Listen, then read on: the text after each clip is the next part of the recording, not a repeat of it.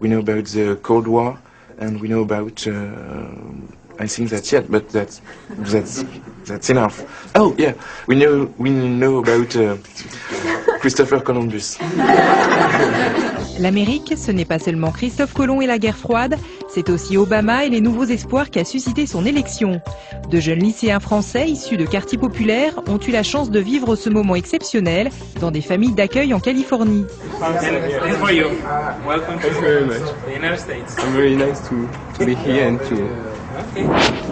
L'école des ambassadeurs, un documentaire plein de rencontres et de fraîcheur sur Public Sénat.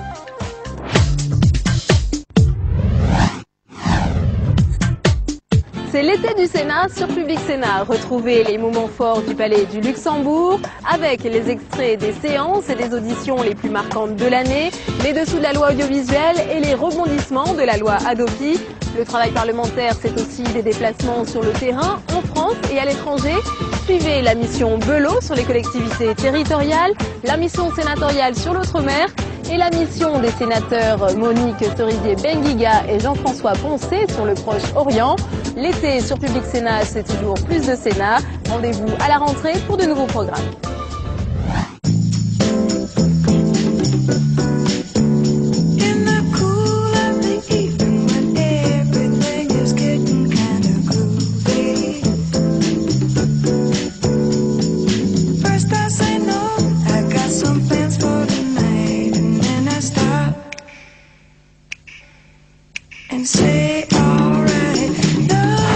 Salut à toutes et à tous et bienvenue dans votre émission Un monde de bulles, la seule au monde entièrement dédiée, dévouée, consacrée au 9e art et à la bande dessinée. Le 9e art qui porte bien son nom aujourd'hui.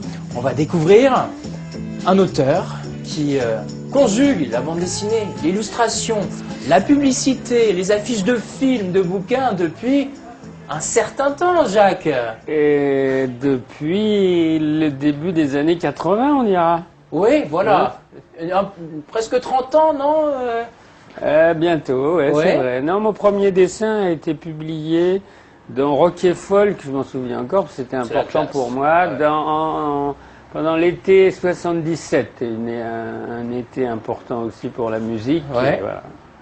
Donc c'était voilà, le premier dessin, mais ça s'est fait tout doucement après. Mais dis donc, t'étais jeune en 77, ça doit être génial d'être dans Rock and Folk. C'était le journal que je connaissais le mieux parce que j'ai toujours aimé la musique, donc je suis allé les voir, je sentais, je sais pas, je comprenais le journal, donc ce que je leur ai montré, ça a pris quoi. Mais c'était tout petit au début, c'était l'effet boule de neige. Je passais un dessin tous les 2 mois, puis après un peu plus, puis j'ai rencontré Serge Clair, puis Paringo, tout ça, et puis petit à petit je me suis mis à passer des histoires, des petites histoires courtes dans Rock et Folk, et puis après il y avait cette connexion entre Rock et Folk et Métal Hurlant, et là c'était l'accès à la bande dessinée que j'aimais. Voilà. Et voilà. Qui a explosé à l'époque. Donc ça. Vous l'avez compris, on va tirer le portrait de Jacques Loustal. Jacques, tu me parles de Rock and Folk, mais est-ce que avant Rock and Folk, est-ce qu'il y a eu un événement particulier, je sais pas, même un film, une musique, où tu t'es dit j'ai envie d'être un artiste. Je sais que ma vie va être dédiée à la peinture, à l'illustration. À vrai dire, moi j'ai toujours dessiné, j'ai toujours été très sensible à l'image, donc j'allais tout le temps au cinéma. Quand j'étais petit, j'avais pas la télé, donc on m'emmenait tout le temps au cinéma. Et je regardais beaucoup de livres d'images, je lisais beaucoup de bandes dessinées. Moi je suis le plus petit d'une famille de 5 enfants, donc il y avait tous les livres qu'avaient lus mes frères aînés. Donc j'avais récupéré tout ça et je passais des heures à lire tout ça. Et puis donc le dessin, je l'ai toujours pratiqué. Il n'y a pas eu cette cassure qui se fait de temps en temps avec tous les enfants qui dessinent, puis au bout d'un moment ils arrêtent. Ouais, parce qu'à un moment ils savent lire et écrire, donc ils arrêtent de dessiner. Ouais. Et donc j'ai toujours pratiqué le dessin et en fait j'ai envisagé un métier dans lequel le dessin avait son importance, mais pour moi c'était même inenvisageable de faire du dessin, d'en faire mon métier vraiment, c'est-à-dire dessinateur. Pour moi ça m'a... Donc j'ai fait de l'architecture, j'ai fait les beaux-arts mais en architecture. Et alors là, j'ai commencé à rencontrer un peu des gens qui dessinaient. Et puis c'était cette époque du milieu des années 70 où il se passait plein de choses dans la bande dessinée. Et il y a eu un moment clé, je me souviens, c'est le jour où j'ai acheté le numéro 1 de Métal Hurlant. Je me rappelle très bien, je l'avais acheté, je suis rentré dans ma chambre, je l'ai regardé, j'ai vu les premières planches d'Arzac. Et là, je me suis dit, ouais, alors là, la bande dessinée, ça devient un truc possible. Ouais. Parce qu'on peut faire des choses, on peut se faire plaisir, ça devient un mode d'expression. On n'est plus obligé de raconter des histoires de scouts ou de cow-boys ou de pirates. La BD à papa, quoi. Ouais, la BD que j'avais aimée. Ouais. Mais bon, que j'avais plus envie de faire. Parce que moi, j'avais envie de faire la BD que j'avais envie de lire à mon âge, quoi.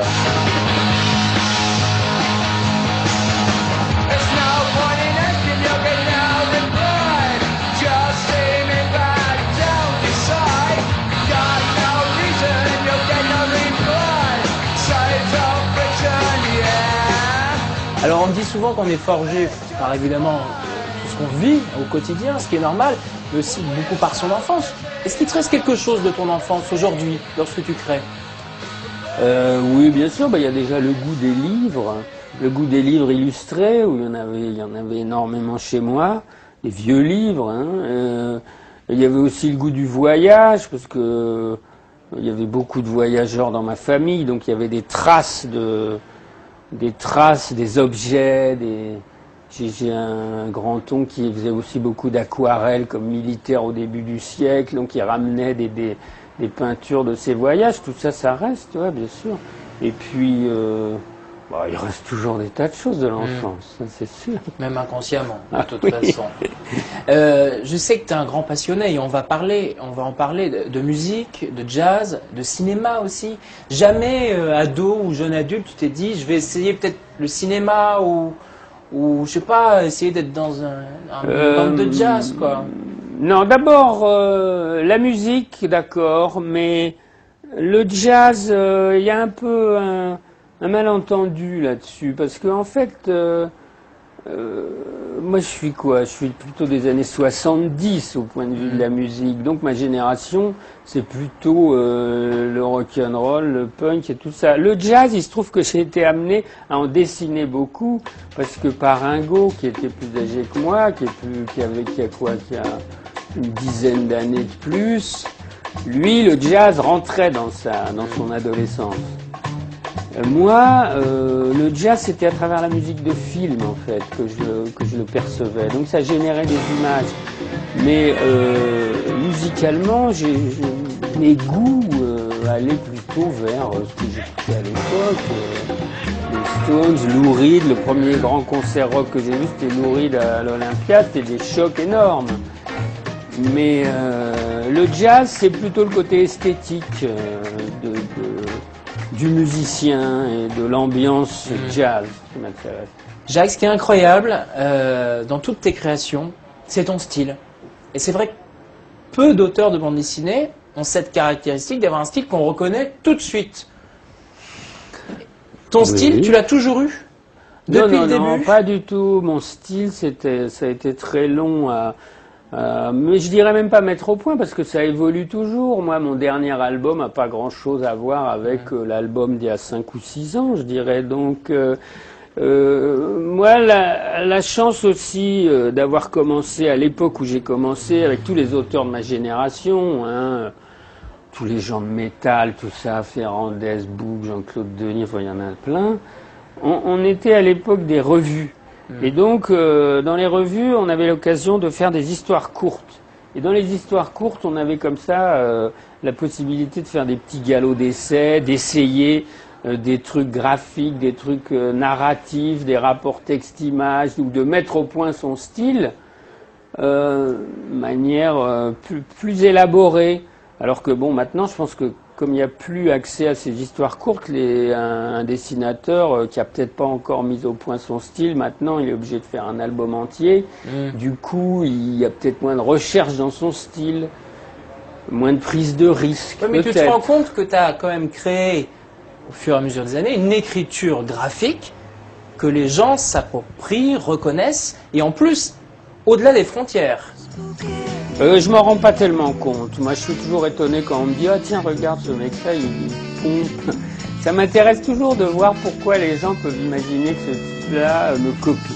Parce que bon, moi, mon style, il vient d'influences très très variées, qui viennent aussi bien de la photo, de la peinture, du cinéma, de la bande dessinée, des grands illustrateurs, tout ça. Donc,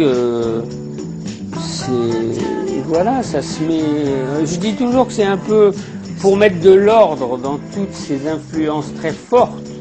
À mesure où tout ce qui vient de la bande dessinée, on est très impressionné par l'image, on est visuel, quoi. Donc ça nous laisse quand même des impressions fortes. Et c'est un peu le principe de l'impression, après de la surpression et de l'expression. C'est-à-dire qu'on est obligé de dessiner pour s'y retrouver dans tout ce dont on se nourrit comme ça. Et donc mon style, je sais pas, je pourrais plus parler d'un monde que je décris, dans lequel je me promène. Mais par exemple, à chaque fois que j'ai une affiche à faire d'un festival de bande dessinée ou quoi, comme je n'ai pas de caractère de personnage récurrent, il faut que je fasse une image qui puisse s'identifier comme étant de moi.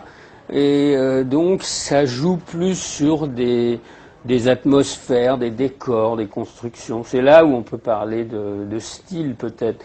Mais sans ça, le style c'est quelque chose de très important pour moi. C'est-à-dire que avant de commencer chaque nouveau dessin ou chaque nouvel album, je fais le dessin, je sais ce que je dois dessiner, ce que je dois représenter, et après je me pose toujours les questions de l'outil avec lequel faire ça, la plume, le crayon, le pinceau, quel type de plume, quel type de papier, parce que le trait réagira différemment. Ça aussi, ça fait partie du style, et c'est un des points de la bande dessinée qui m'intéresse le plus. Et aussi, je me rends compte que tous les écrivains avec qui je travaille sont des gens qui travaillent beaucoup sur le style, comme Paringo, Coatalen, Charine, tout ça, c'est des gens...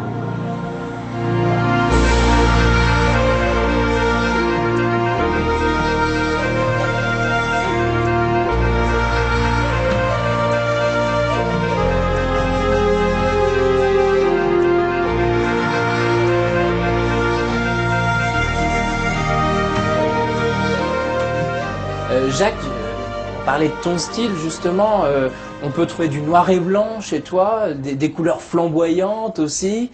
T'as le même plaisir à chaque fois ou c'est différent?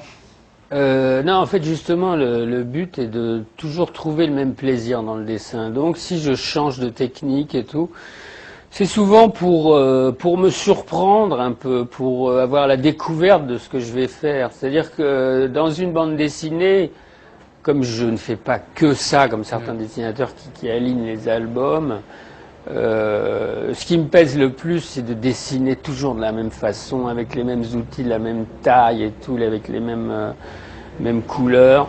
Et c'est pour ça que dès que j'en sors, j'essaye de me confronter à d'autres matériaux, simplement pour me dire, tiens, qu'est-ce que ça va donner si j'utilise tel ou tel truc. Et par exemple, c'est vrai qu'en ce moment, j'ai tendance à beaucoup travailler avec sur des grands fusains, des grands paysages ou des personnages. Et là, c'est vraiment le plaisir de trouver une technique sèche par rapport à tout le côté aléatoire de l'aquarelle que je travaille en permanence. Mais tout ça, c'était une démarche. Par exemple, moi, j'ai toujours travaillé avec des couleurs transparentes, avec des encres de couleur ou des aquarelles. Au bout d'un moment, bon, c'est pas que j'avais fait le tour parce que c'est infini, mais j'avais envie de voir un petit peu comment ça se passait avec des couleurs beaucoup plus pâteuses. Et je suis passé pendant quelques temps à un travail avec des pastels à l'huile. Donc il y a eu des expos, des bouquins comme ça à une époque. Des pastels à l'huile, après je suis passé à, j'ai voulu me confronter à la peinture à l'huile, aux toiles, au grand format. En faisant de la peinture à l'huile, j'ai découvert la pratique du fusain en organisant les compositions sur mes toiles avant de mettre la peinture. Et tiens, ça c'est pas mal. Après, je suis passé au fusain pour des dessins proprement au fusain, c'est-à-dire en utilisant uniquement ça. Il y a aussi tout le travail que je peux faire de carnet de voyage où je suis amené à dessiner, à utiliser des outils que je trouve sur place. Voilà, tout ça c'est le même plaisir et quand voilà, je passe à autre chose. Là par exemple, je suis en train de travailler sur des choses très colorées. Alors que je viens de faire des choses plus sombres. Voilà, mais tu as un plaisir physique à dessiner? Je ne vais pas te dire, est-ce que tu as une jouissance particulière lorsque non, tu dessines? Non, il y a un état de bien-être. Il y a un état de bien-être. Jamais de mal-être. C'est-à-dire que tu n'as pas de douleur. Si, il y a des douleurs parce qu'il y a des jours où ça vient plus difficilement. Mais ça, c'est beaucoup plus dans la bande dessinée. Parce que dans la bande dessinée, il y a toute une série de passages obligés. Donc de séquences plus ou moins amusantes à dessiner. Et là, il y a un peu de souffrance, c'est sûr. Mais on essaye de contourner. Parce que moi, je pense qu'un dessin qu'on n'a pas envie de faire, ça se voit, ça restera très laborieux. Donc il faut que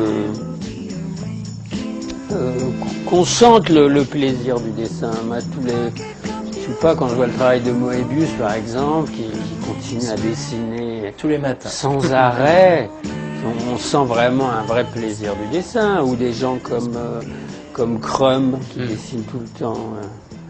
Non, on est quelques-uns comme ça. Tous les gens qui font vraiment de la bande dessinée, qui vivent de leur dessin, ils ont une relation très très très importante, très passionnelle au dessin, ou très une sorte de thérapie, quoi. C'est-à-dire qu'ils n'avaient pas de dessin. Oui, ils ont trouvé leur truc, quoi. Ouais. Et c'est nécessaire. Tu le disais, tu travailles en bande dessinée, mais tu fais aussi beaucoup d'illustrations, affiches de cinéma, affiches publicitaires. C'est marrant parce que les gens ne se rendent pas forcément compte. Ils ont l'impression qu'il y a peut-être deux loups-styles. Il y a celui de la BD et celui de l'illustration. Oui, mais bon, en fait, l'illustration, on se met au service, quoi. On se met au service d'une idée à faire passer ou d'un produit à promotionner pour la publicité. Mais ça, c'est à une époque, j'en ai beaucoup fait. Maintenant, ça se calme un petit peu. L'illustration peut donner l'occasion de faire des dessins qu'on n'aurait pas eu idée de faire et qui peuvent être des dessins dont on est content, Et maintenant, c'est un peu comme ça que je sélectionne les illustrations que je fais. C'est-à-dire, si elles me donnent l'occasion de faire un dessin que je peux vraiment revendiquer, alors qu'il y a quand même une époque où je faisais beaucoup de dessins dans la presse, où c'était vraiment du dessin de presse, genre pour la presse économique, vous voyez, avec des jeunes cadres et des diagrammes et tout. Ça, je fais plus. Mais maintenant, je fais beaucoup de couvertures de livres, des illustrations de nouvelles. Je dessine beaucoup pour le New Yorker aussi. Donc là, il y a beaucoup de contraintes aussi, parce qu'ils sont très, très soucieux de ce qu'il y a dans le dessin. Mais c'est vrai que ça donne l'occasion de faire quelques dessins. Et ton style, comme je disais tout à l'heure, abat les frontières. Le style abat les frontières, oui, je dessine. J'ai beaucoup dessiné en Allemagne à une époque, parce que tous mes livres étaient publiés en Allemagne et mon éditeur là-bas était une sorte d'agent pour moi, donc je dessinais dans la presse allemande, tout, et c'est vrai. Alors on parlait tout à l'heure de la musique, du cinéma. C'est vrai qu'il y a une bande dessinée qui a beaucoup marqué les gens, c'est Barney et la Note Bleue. Sur la vie de Willem Barnet. Barney Willem.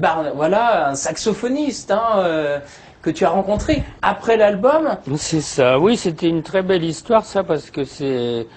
En fait, donc Barney Willem, c'était un petit génie du jazz qui a joué avec Miles Davis dès l'âge de même pas 20 ans, je crois. Un petit prodige, quoi, qui s'est mis à jouer avec tout le monde.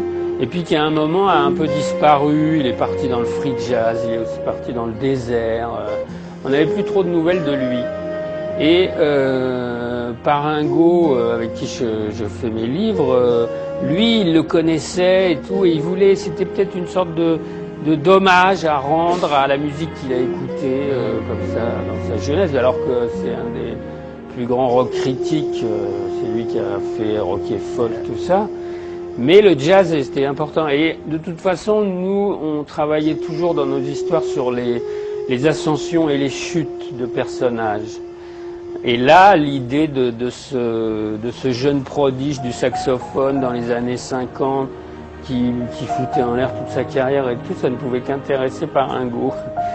Et moi, ce qui m'intéressait, c'est que je le connaissais surtout par rapport aux musiques de films auxquelles il avait participé, comme Ascenseur pour l'échafaud, avec Miles Davis, ou bien avec les Jazz Messengers, Des femmes disparaissent, ou les liaisons dangereuses. Et donc le jazz, je l'ai pris comme ça, comme un générateur comme une musique de film noir français, et comme générateur d'ambiance. Et donc je me suis retrouvé tout à fait à l'aise pour faire cette histoire, sans être un puriste du jazz comme ça. Donc j'avais peut-être la distance qu'il fallait pour pas être obligé de rendre des hommages à tous les grands jazzmen à chaque case. Et donc on avait cette histoire, et c'était au moment même où Barney Whelan réapparaissait. Il était retiré du côté de Nice, et il revenait à Paris, il commençait à rejouer dans des petits clubs. Et du coup, un jour, il est arrivé à Rock et Folk, voir Paringo. Il a dit, mais qu'est-ce que c'est que cette histoire? On a l'impression qu'on parle de moi et tout. Et finalement, on lui a proposé de faire le disque, la bande originale du livre. Donc chaque chapitre du livre avait le nom d'un des morceaux du disque, où il y avait pas mal de classiques, genre Bésame Mucho, Harlem Nocturne, tout ça. Et le disque est sorti en même temps que le livre, et ça correspondait au comeback de Barney Whelan, au grand revival jazz avec le film de Bertrand Tavernier, Around Midnight, avec le film de Clint Eastwood, Bird, tout ça. Donc tout ça a fait qu'il y a eu un gros buzz autour de l'album, et ça a été un petit événement. On a eu énormément de presse, on a fait des tournées où moi j'exposais les planches de l'album et Barney Whelan jouait le soir, il produisait, c'était formidable. Mais est-ce que ça veut dire que dans cet album, et je vais élargir aux autres albums, tu as une mélodie particulière? Je pense pas, je pense que là, il se trouve que il y a eu cet album, bon, parce que c'était lui qui jouait, il y avait la même pochette dans l'album et la couverture du livre. Mais je ferais pas comme Causet, par exemple, qui lui conseille des disques à la lecture de ses, de ses bouquins. Non, parce que moi, la musique situe à un autre niveau, c'est-à-dire que ça me permet de dessiner, mais c'est au niveau de l'énergie de dessiner. C'est-à-dire que je peux dessiner des images très contemplative en écoutant de la musique extrêmement violente. D'accord, ouais. Et le contraire. C'est-à-dire que tu préfères créer les silences qu'une musicalité particulière, qu'une symphonie, Non, mais je préfère... C'est vrai que je me rends compte que je suis beaucoup plus par goût dans la musique rock, mais je n'ai pas tellement envie de dessiner, par exemple, la vie d'un groupe de heavy metal. J'aurais du mal, ça m'intéresse pas esthétiquement. Ouais. Alors que autour du jazz, le personnage solitaire, la nuit, tout ça, beaucoup plus romantique, ça me parle beaucoup plus. Mais je peux dessiner ça en écoutant du heavy metal.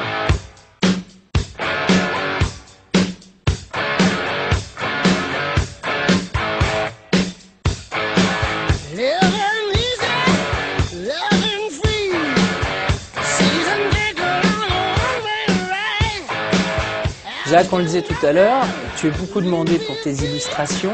Tu n'as jamais douté de la bande dessinée comme un art aujourd'hui, qu'on dit majeur? Si, bien sûr que j'ai douté, parce que dans la mesure où je n'ai aucune série, que chaque album qui paraît, c'est comme un nouveau roman un peu, donc il faut repartir à zéro. On ne sait pas si cet album-là va avoir du succès ou pas. Il y a un noyau dur, mais petit, qui achète tout ce que je fais. Mais bon, il y a aussi des gens qui qui apprécieront un album comme ils apprécient un roman et pas un autre.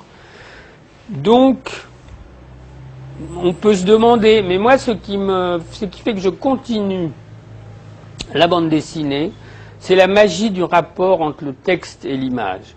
Et le travail que j'ai toujours fait avec Paringo, de texte off comme ça. Pas de bulle, hein. Pas de bulle avec lui, avec une image commentée, avec ce qui est raconté dans une image et ce qui est raconté dans le texte.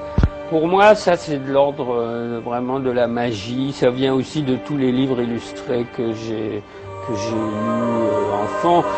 Vous savez, les livres, les vieux livres où il y avait une illustration pleine page avec un extrait d'une phrase tirée du texte qui était sous l'image avec après marqué page 21 comme ça. Moi je lisais pas le bouquin, je lisais juste cette image, cette petite phrase et là déjà je trouvais Comme ça... une fable, pratiquement. Voilà, ou comme ça, un truc assez... oui, c'est un peu la base de mon travail, ça, le rapport, le plaisir du rapport de l'image au texte. Jacques, quels sont tes rêves aujourd'hui? Qu'est-ce que tu as envie d'explorer comme univers? Peut-être qu'il te manque, je sais pas.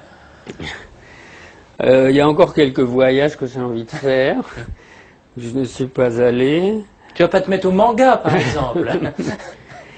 Non, je trouve qu'en ce moment la bande dessinée évolue d'une manière qui permet beaucoup de recherche, beaucoup de nouveautés. Je pense que le prochain livre que je vais faire n'aura plus rien à voir avec le dernier. Là, je viens de faire un livre dans la collection Rivage Casterman qui m'a permis enfin, comme c'est un petit format, de faire un découpage de 2 images par page, ce qu'on a toujours voulu faire avec Paringo, qu'on a fait dans des histoires courtes. Et donc là, très proche du découpage cinéma, déjà, finalement, par la forme, le format des cases. Et puis... là, je l'ai fait sur 85 planches, comme ça. Ça, c'était quelque chose que j'avais envie de faire depuis longtemps. Non, de rêve, j'ai envie de... C'est-à-dire que le grand intérêt, c'est quand on travaille et qu'on découvre quand il y a des frissons, quand on approche des trucs qu'on n'a jamais fait avant et qui se trouvent être intéressants. Ça c'est bien. Ça se passe encore de temps en temps. Où on se dit, ah ouais, formidable, il faut que j'aille... le matin, on va à son atelier avec beaucoup d'enthousiasme pour continuer dans tel ou tel truc. Oui, ça c'est important, mais sans ça, des rêves au point de vue... Non, j'ai pas envie de faire de cinéma, comme je disais. Non, j'aimerais peut-être avoir... je sais que c'est aussi beaucoup dans la peinture qu'il y a des champs comme ça qui peuvent s'ouvrir, des champs d'exploration, des champs d'expression qui peuvent être assez riches en surprises. Donc il y a toujours